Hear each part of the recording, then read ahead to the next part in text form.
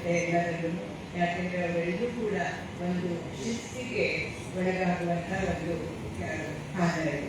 So ನಾವು ನೋಡಿದ್ದೇವೆ ಈಗ ಸೇವಾ ಸಂಸ್ಥೆಗಳು ಎಲ್ಲರೂ ಕೂಡ ರೋಟರಿ ಇರ್ಬೋದು, ಲಯನ್ಸ್ ಇರ್ಬೋದು, ಅಲಯನ್ಸ್ ಇರ್ಬೋದು, ಹಾಗೆ ರೆಡ್ ಕ್ರಾಸ್ ಇರ್ಬೋದು, ಎಲ್ಲ ಸಂಸ್ಥೆಗಳು ಕೂಡ ಒಂದು ಅನುಕಂಪ, ಮಾನವೀಯತೆ, ದಯೆ, ಕರುಣೆ ಇದೆಲ್ಲವನ್ನ ಒಳಗೊಂಡಿರುತ್ತೆ.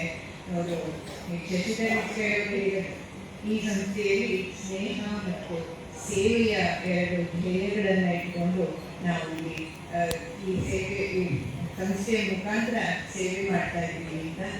ಹಸ್ತಸ್ಯ ಭೂಷಣಂ ದಾನಂ ಸತ್ಯಂ ಕಂಠಸ್ಯ ಭೂಷಣಂ ಅಂತ ಹೇಳ್ತಾರೆ. ಕೈಗೆ ದಾನವೇ ಒಂದು ಭೂಷಣ ಅಂತೆ, ಅದೇ ಒಂದು ಒಡವೆ ಅಂತ ಹೇಳಿ. ಸೊ ಶಶಿಧರ್ ಈಶ್ವರವರು ಏನೇನು ಮಾಡಬೇಕು ಅಂತಿದ್ದಾರೆ, ಹಾಗೆ ಏನೇನು ಮಾಡಿದರೆ ಎಲ್ಲವನ್ನೂ ಕೂಡ ಇಲ್ಲಿ ನಿರೂಪಿಸಿದ್ರು. ಅಂದರೆ ಶಿಕ್ಷಣದಲ್ಲಿ ಶಿಕ್ಷಣ ಕಿಟ್ಗಳನ್ನು ಕೊಡುವಂಥದ್ದು, ವೃದ್ಧಾಶ್ರಮ, ಹಾಗೂ ಇಲ್ಲಿ ಮುಖ್ಯವಾಗಿ ಕ್ಯಾನ್ಸರ್ ಡಿಟೆಕ್ಷನ್ ಮತ್ತು ಯೂತ್ ಲೀಡರ್ಶಿಪ್, ಹಾಗೂ ಎಲ್ರಿಗೂ ಒಂದು ಆಹಾರವನ್ನು ಒದಗಿಸುವಂಥದ್ದು, ಹಸಿವನ್ನು ಕಾಣಿಸುವಂಥದ್ದು, ಇವೆಲ್ಲ ಮುಖ್ಯ ಧ್ಯೇಯಗಳನ್ನು ಇಲ್ಲಿ ಇಟ್ಕೊಂಡಿದ್ದಾರೆ. ಹಾಗೆ ರಕ್ತದಾನವನ್ನು ಕೂಡ ಇಲ್ಲಿ ಹೆಚ್ಚುವರಿಯಾಗಿ ಮಾಡಬೇಕು ಅಂತ ಇದ್ದಾರೆ. ಸೊ ಇದು ತುಂಬ ಒಳ್ಳೆಯ ಕೆಲಸ. ಯಾಕೆಂದರೆ ಈ ರಕ್ತದಾನದಲ್ಲಿ ನಿಜಕ್ಕೂ ಎಷ್ಟು ಒಂದು ಆಳವಾದ ದಾನ ಮತ್ತು ಒಳ್ಳೆಯ ಒಂದು ಶಕ್ತಿ ಅಡಗಿದೆ ಅಂತಂದರೆ ನಮಗೆಲ್ಲರೂ ಗೊತ್ತು. ರಕ್ತಕ್ಕೆ ಪರ್ಯಾಯವಾದದ್ದು ಯಾವುದೂ ಇಲ್ಲ.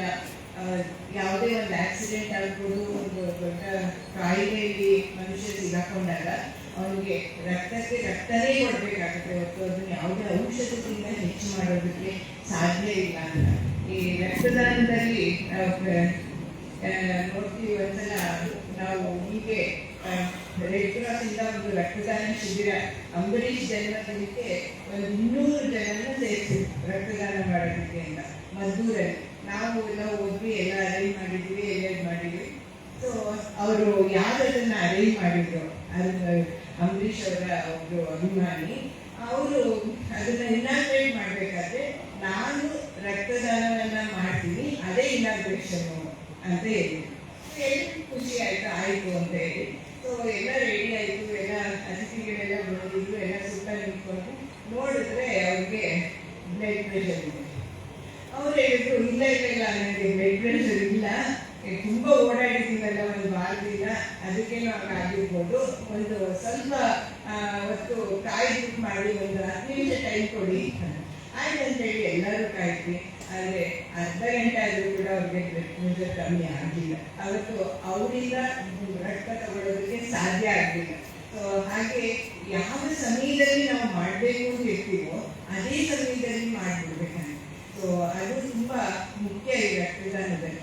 ಕರ್ಣದೊಂದು ಎಕ್ಸಾಂಪಲ್ ಕೊಟ್ಟರು. ಅವತ್ತು ಕರ್ಣ ಸ್ನಾನಕ್ಕೆ ಸಮುದ್ರದ ಹತ್ರ ಸ್ನಾನ ಮಾಡಬೇಕು, ಎಣ್ಣೆ ಉದಿಸ್ಕೊತಾ ಇರ್ತಾನೆ. ಎಣ್ಣೆಯಲ್ಲಿ ಒಂದು ಚಿನ್ನದ ಬಟ್ಟದಲ್ಲಿ ಎಣ್ಣೆ ಇರುತ್ತೆ, ಕೆಲಸಗಾರ ಎಣ್ಣೆ ಉದಿಸ್ತಾ ಇರ್ತಾನೆ. ಅಲ್ಲಿ ಯಾರೋ ಒಬ್ರು ಬಂದು, ಅಪ್ಪ ನಾನು ತುಂಬ ಕಷ್ಟದಲ್ಲಿದ್ದೀನಿ, ಏನಾದರೂ ಕೊಡು ಅಂತ ಹೇಳ್ತಾನೆ. ಕರ್ಣನ ಹತ್ರ ಏನು ಇರೋದಿಲ್ಲ ಆ ಟೈಮಲ್ಲಿ. ಅವನು ಎಣ್ಣೆಯಲ್ಲಿ ಚಿನ್ನದ ಬಟ್ಟೆಯನ್ನೇ ಅವನು ಕೊಟ್ಬಿಡ್ತಾನೆ. ಆಗ ಸೇವಕ ಹೇಳ್ತಾನೆ, ಸ್ವಾಮಿ ನೀವು ಮಾಡಿದ್ದು ಸರಿ ಇಲ್ಲ. ಕಾರಣ ಯಾಕೆ ಸರಿ ಇಲ್ಲ? ಅಲ್ಲ ಸ್ವಾಮಿ, ನೀವು ದಾನ ಕೊಟ್ಟಿದ್ದು ಸರಿ, ಆದರೆ ಎಡಗೈ ಕೊಟ್ಬಿಟ್ರಲ್ಲ.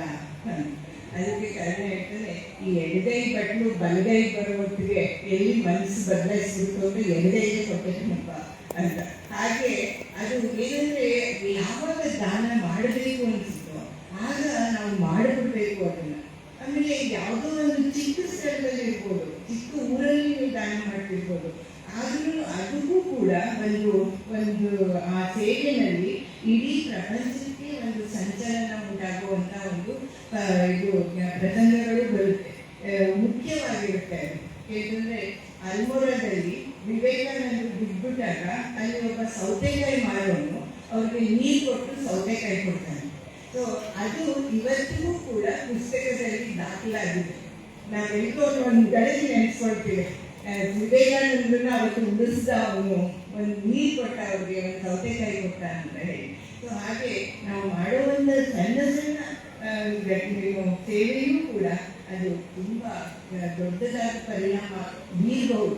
ನೀವು ಎಲ್ಲೋ ಒಂದು ರಕ್ತದಾನ ಮಾಡುವಂಥದ್ದು ಯಾರೋ ಒಬ್ರು ಮಹಾನ್ ವ್ಯಕ್ತಿಯನ್ನೇ ಉಳಿಸ್ಬೋದು, ಗೊತ್ತಾಗಲ್ಲ ನಮಗೆ. ಸೊ ಈ ರೋಟರಿನಲ್ಲಿ ಪಲ್ಸ್ ಪೋಲಿಯೋ ಆಯ್ತಲ್ಲ, ಅವಾಗ ರೋಟರಿ ಗವರ್ನರ್ ಮೆಕ್ಸಿಕೋಗೆ ಹೋಗಿದ್ರಂತೆ. ಪಲ್ಸ್ ಪೋಲಿಯೋ ಶುರು ಆಗೋದಕ್ಕೆ ಮುಂಚೆ ಅವ್ರು ಮೆಕ್ಸಿಕೋ ಹೋಗಿದ್ದಾಗ ಅಲ್ಲಿ ಕೆಲವು ಯುವಕರು, ಹಳ್ಳಿ ಯುವಕರು ಒಂದು ಗುಂಪು ಕಟ್ಕೊಂಡು ಅವರು ಮನೆಗೆ ಹೋಗಿ ಮಕ್ಕಳನ್ನ ಕರ್ಕೊಬಂದು ಪೋಲಿಯೋ ಡ್ರಾಪ್ಸ್ ಹಾಕ್ತಾ ಇದ್ರು.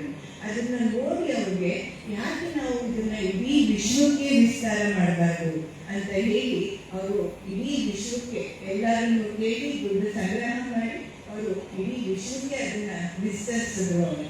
ಸೊ ಆಮೇಲೆ ನಾವು ಆಕ್ಚುಲ್ ಆಗಿ ಇವತ್ತೇನು ಈ ಅಲಯನ್ಸ್ ಮಾಡ್ತಿದ್ದಾರೆ, ಇಷ್ಟೊಂದು ಸಂಘ ಸಂಸ್ಥೆಗಳನ್ನ ಒಂದು 11 ಜನ ಅವರು ಮತ್ತೆ ಇವೆಲ್ಲ ಇರ್ತಕ್ಕಂಥ ಎಲ್ಲ ಮುಖ್ಯಸ್ಥರು ಸೇರಿ ಎಷ್ಟೊಂದು ಮಾಡಿದ್ದಾರೆ, ಎಷ್ಟೊಂದು ಸಂಘ ಸಂಸ್ಥೆಗಳನ್ನ ಮಾಡಿದ್ದಾರೆ ಅಂತಂದ್ರೆ ನಿಜಕ್ಕೂ ತುಂಬಾ ಆಶ್ಚರ್ಯ ಆಗುತ್ತೆ. ಮತ್ತೆ ಎಷ್ಟು ಒಂದು ಮನೋಭಾವ ಇದೆ ನಮ್ಮಲ್ಲಿ, ಅದನ್ನು ಮಾಡಬೇಕು ಅಂತ ಎಷ್ಟು ಜನಕ್ಕೆ ಆ ಮನೋಭಾವ ಇದೆ ಅಂತ ಹೇಳಿ ನಾವು ಸಂತೋಷ ಪಡಬೇಕಾಗುತ್ತೆ. ಮತ್ತೆ ಯಾವುದೇ ಪ್ರತಿಯೊಬ್ಬರ ಬದುಕಿನಲ್ಲೂ ಕಾಲದ ಜೊತೆ ವ್ಯಕ್ತಿಯ ಬದುಕು ವಿಸ್ತಾರ ಆಗ್ತಾ ಹೋಗುತ್ತೆ.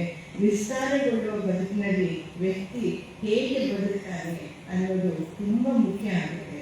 ಜೊತೆಗೆ ನಾವು ಯಾವಾಗಲೂ we have to make every trouble as an opportunity ಅಂತ ಹೇಳ್ತಾರೆ. ಸೊ ಪ್ರತಿಯೊಂದು ಕಷ್ಟನೂ ಕೂಡ ಅದು ನಮ್ಗೆ ಏನೋ ಒಂದು ಸೇವೆ ಮಾಡೋಕ್ಕೆ ನಮಗೊಂದು ಅವಕಾಶ, ಅದು ಒಂದು ಆಪರ್ಚುನಿಟಿ ಅಂತ ತಿಳ್ಕೋಬೇಕು ಅಂತ ಹೇಳಿ ಸಾವಿತ್ರಿಬಾಯಿ ಫುಲೆಯವ್ರನ್ನ ನೆನೆಸ್ಕೊಂಡ್ರೆ ಅವ್ರು ಎಷ್ಟು ಕಷ್ಟಗಳನ್ನ ಎದುರಿಸಿ ಇವತ್ತು ಅವರು ಸೇವೆ ಮಾಡಿದ್ರು.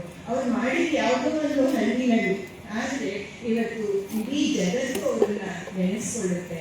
ಹಾಗೆಯೇ ಅವ್ರನ್ನ ಅವರ ಹುಟ್ಟಿದ ದಿನ ಶಿಕ್ಷಕಿಯ ದಿನಾಚರಣೆ ಅಂತ ಹೇಳಿ ನೇಮಕ ಮಾಡಿದ್ದಾರೆ. ಹಾಗಾಗಿ ವೇಳಾಗೆ ನಮ್ಮ ದಿವಿಜಿಯವರು ಹೇಳೋ ಹಾಗೆ ಅರೆದಿನದ ಯತ್ನದನ್ನೇನೆಲ್ಲರೂ ಹಿರಿದು ಒಳಗೊಂಡಿರಲು ಸಿರಿಯದು ಬಾಯಿಗೆ ಹಿರಿದಾಗಿ ಸೊಗಕೊಡದೆ ದಾರಿ ಹೋಗ್ತಾರೆ ಅಂತ. ಏನಾಗ್ಬಿಡುತ್ತೆ, ಇಷ್ಟು ಮಾಡಿದ್ರೆ ಏನಾಗ್ಬಿಡುತ್ತೆ, 10 ಜನಕ್ಕೆ ನಾವು ರಕ್ತ ಕೊಟ್ಟರೆ ಏನಾಗುತ್ತೆ, 10 ಜನಕ್ಕೆ ಒಂದು ಬ್ಲ್ಯಾಂಕೆಟ್ ಕೊಟ್ಬಿಟ್ರೆ ಏನಾಗ್ಬಿಡುತ್ತೆ, ಒಂದು ಶಿಕ್ಷಣದ ಕಿಟ್ ಕೊಟ್ಬಿಟ್ರೆ ಏನಾಗ್ಬಿಡುತ್ತೆ, ಎಷ್ಟು ಪ್ರಯೋಜನ ಆಗ್ಬೋದು ಅಂತ ಎಲ್ಲ ಅನ್ಕೊಳ್ತೀವಿ. ಆದರೆ ನಿಜಕ್ಕೂ ಅದು ಬಹಳ ದೊಡ್ಡದಾಗಿ ಪ್ರಪಂಚವನ್ನ ತಲುಪುತ್ತೆ ಅನ್ನೋದು ತುಂಬಾ ಮುಖ್ಯ ಆಗುತ್ತೆ. ಈ ಜಗತ್ತೆಲ್ಲ ಸುಂದರವಾಗಿರೋದೇನೆ ಒಂದು ಮಹಾವೃಕ್ಷದ ತಾಯಿ ದೇವಿದೆ. ಇದರಲ್ಲಿ ಸರ್ವ ಸಮಾನತೆ, ಸಹಬಾಳ್ವೆ ಇದನ್ನೆಲ್ಲ ಇದ್ದಾಗಲೇ ಅದು ಶಾಂತಿಗೆ ಆಧಾರ ಆಗುತ್ತೆ ಅಂತಕ್ಕಂಥದ್ದು. ಆಮೇಲೆ ಇನ್ನೊಂದು ಏನಾಗುತ್ತೆ, ಈಗ ನಾವು NGO ಎಲ್ಲ ಮಾಡಿದೀವಲ್ಲ, ಅದರಲ್ಲಿ ಒಂದು ಒಳ್ಳೆಯ ಒಂದು ಗುಣ ಏನು ಬಂದಿದೆ ಅಂತಂದ್ರೆ, ಈಗ ಗೌರ್ಮೆಂಟ್ ಅವರು ಎಲ್ಲ ಶ್ರಮಕ್ಕೂ ತೆರಿಗೆ ಹಾಕ್ತಾರೆ. ಅಲ್ಲೇ ನಾವು ಏನೇ ಬಿಸ್ನೆಸ್ ಮಾಡಿ, ಏನೇ ಕೆಲಸ ಮಾಡಿ ಅದಕ್ಕೊಂದು ತೆರಿಗೆ ಇರುತ್ತೆ. ಹೇಳ್ತಾರೆ ಹೆಣದ ಮೇಲಿನ ಬಟ್ಟೆಗೂ ತೆರಿಗೆ ಹಾಕ್ತಾರೆ, ಮದುವೆ ಚಕ್ರಕ್ಕೂ ತೆರಿಗೆ ಹಾಕ್ತಾರೆ ಅಂತ ಗೌರ್ಮೆಂಟ್ ಅವರು ಕಾಯಿದಕ್ಕೆ ತೆರಿಗೆ ಹಾಕ್ತಾರೆ.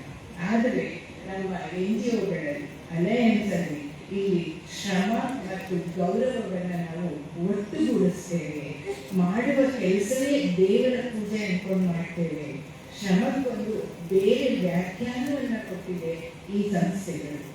ಏನು ಕಾಯಕದಿಂದ ಬಂದದ್ದನ್ನ ಸಮಾಜಕ್ಕೆ ಅರ್ಪಿಸ್ತೇವೆ, ಒಂದು ಭಾಗವನ್ನ ನಾವು ಸಮಾಜಕ್ಕೆ ಅರ್ಪಿಸ್ತೇವೆ. ಅದೇ ಅಂದರೆ ಬಸವಣ್ಣವರ ತತ್ವ, ಗಾಂಧೀಜಿಯವರ ತತ್ವ, ಅನೇಕ ಮಹಾನ್ ವ್ಯಕ್ತಿಗಳು ಹೇಳಿರೋದು ಅದರಲ್ಲಿ. ಬಸವಣ್ಣವರು ಅಗತ್ಯಕ್ಕಿಂತ ಹೆಚ್ಚು ಸಂಗ್ರಹಿಸಿಕೊಳ್ಳೇಬೇಡಿ, ಬೇರೆಯವರು ಕೊಟ್ಬಿಡಿ ಅಂತ ಹೇಳಿದ್ರು. ಆದರೆ ನಾವು ಒಂದು ಭಾಗವನ್ನ ಏನೋ ಒಂದು ಸೇವೆಗೆ ವಿನಿಯೋಗಿಸ್ತೇವೆ, ಅದು ತುಂಬಾ ಮುಖ್ಯ ಆಗುತ್ತೆ. ಕಾಯಕ ಅನ್ನೋದು ಬರೀ ಆರ್ಥಿಕ ಚಟುವಟಿಕೆಯನ್ನ, ವ್ಯಕ್ತಿಯನ್ನ ಒಳಗಿನಿಂದ ಅರಳಿಸುವುದು ಈ ಕಾಯಕದಿಂದ ಲಭ್ಯವಾಗುವ ಸೇವೆ ಅಂತ ಹೇಳಿ. ಹಾಗೆ ನಮ್ಮ ಜಪಾನವರು ಒಂದು ಕಡೆ ನಿಮ್ಮ ಕೆಲಸದಲ್ಲಿ ನಿಮ್ಮನ್ನೇ ನೀವು ಮಾಡಿದ್ರೆ ದೈವತ್ವ ತಾನಾಗಿ ಪ್ರಕಟ ಆಗುತ್ತೆ ಅಂತ ಹೇಳಿ. ಅಂದ್ರೆ ನಾವು ಕೆಲಸ ಮಾಡ್ತಾ ಮಾಡ್ತಾ, ಎಸ್ಪೆಷಲಿ NGOಗಳಲ್ಲಿ ನೀವು ಒಂದು ಸೇವೆಯನ್ನು ಇಟ್ಕೊಂಡು ಮಾಡ್ತೀರಲ್ಲ, ಅದರಲ್ಲಿ ನಮ್ಮನ್ನೇ ನಾವು ಮಾಡ್ಕೊಳ್ತೀವಿ. ನಮ್ಮ ಕೆಲಸ ಎಲ್ಲ ಬರೀಬೇಕು, ಸಿಬ್ಬಂದಿ ಕರೆಸಿ ಜನಗಳನ್ನು ಒಗ್ಗೂಡಿಸಿ ಅವರು ಕ್ಯಾನ್ಸರ್ ಡಿಟೆಕ್ಷನ್ ಮಾಡಬೇಕಾದ್ರೆ 8 ದಿನ ಏನು ಅಷ್ಟೊಂದು ಒಂದು 16 ಜನ ಅದರಲ್ಲಿ ಕೆಲಸ ಮಾಡಿರ್ತಾರೆ. ಹಾಗಾಗಿ ಯಾವಾಗ ನಿಮ್ಮ ವೈಯಕ್ತಿಕ ಸೇವೆ ವಿಶ್ವ ಸೇವೆಯಲ್ಲಿ ಲೀನಾಗುತ್ತೋ ಆಗಲೇ ಅದು ಯೋಗ್ಯವಾದ ಸೇವೆ ಆಗುತ್ತೆ. ಸೊ ಅಂತಹ ಒಂದು ಸೇವೆಯನ್ನು ಇಲ್ಲಿ ಹಮ್ಮಿಕೊಂಡಿದ್ದೀರಾ. ತುಂಬ ಒಳ್ಳೊಳ್ಳೆ ಸೇವೆಗಳು ಇದೆ. ಸೊ ಹಾಗಾಗಿ ಯಾಕೆಂದರೆ ನಾವು ಯಾವಾಗಲೂ ಈಗೇನಾಗಿದೆ ಅಂತಂದರೆ ನಾವು ಕಲವರಿಕೆಯ ಕಾಲ ಹೋಗಿ ಕನಸು ಕಾಣುವ ಕಾಲ ಬಂದಿದೆ ಭಾರತಕ್ಕೆ ಅಂತ. ಯಾವಾಗಲೂ ನಾವು ಬ್ಲೇಮ್ ಮಾಡ್ತಿರ್ತೀವಲ್ಲ, ಅದು ಸರಿ ಇಲ್ಲ, ಇದು ಸರಿ ಇಲ್ಲ, ಹಾಗಿಲ್ಲ, ಹೀಗಿಲ್ಲ, ಅದಿಲ್ಲ. ಇದು ನಾವೇನು ಮಾಡ್ಬೋದು, ನಾವೇನು ಕನಸು ಕಾಣಬೇಕು, ನಾವೇನು ಒಳ್ಳೇದು ಮಾಡಬೇಕು ಅದನ್ನು ನಮಗೆ ಹೇಳ್ಕೊಡುವಂಥದ್ದು ಈ NGOಗಳು.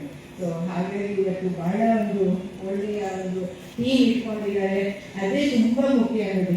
ಅವ್ರು ಹೇಳ್ತಾರೆ ಯಾವಾಗ ನಾವು only through universal key of cooperation and co-effort effective service can be done in this world.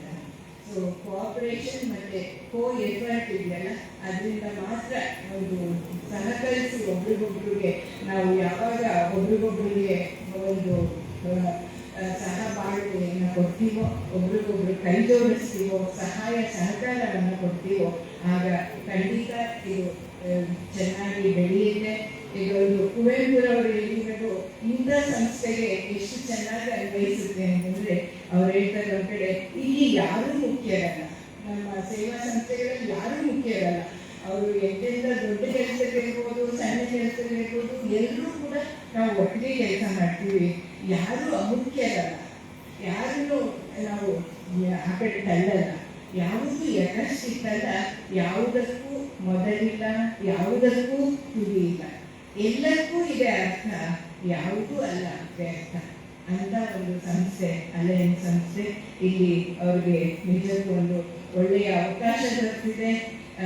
Shashidhar ಹಾಗೂ ಅವರ ಟೀಮ್ನವ್ರಿಗೆ ಎಲ್ರಿಗೂ ಕೂಡ ಒಳ್ಳೆಯದಾಗಲಿ, ಒಳ್ಳೆಯ ಒಂದು ಸಹಾಯ ಸಹಕಾರ ದೊರೆತು ಒಳ್ಳೊಳ್ಳೆಯ ಕೆಲಸಗಳನ್ನು ಮಾಡಿ, ಜೊತೆಗೆ ಮಾನವ ಮೌಲ್ಯಗಳ ಸಂವರ್ಧನೆಗಾಗಿ, ಮಾನವ ಲೋಕದ ಸಾಮರಸ್ಯಕ್ಕಾಗಿ ತಕ್ಕ ನೀತಿಗಳನ್ನು ರೂಪಿಸಿಕೊಂಡು ಅವುಗಳಿಗೆ ಅನುಸಾರವಾಗಿ ಅವರು ವ್ಯವಹಾರ ಮಾಡಿ ಈ ಒಂದು ಕಾರ್ಯದಲ್ಲಿ ಅವರು ಯಶಸ್ವಿಯಾಗಲಿ ಅಂತ ಹಾರೈಸ್ತೇನೆ.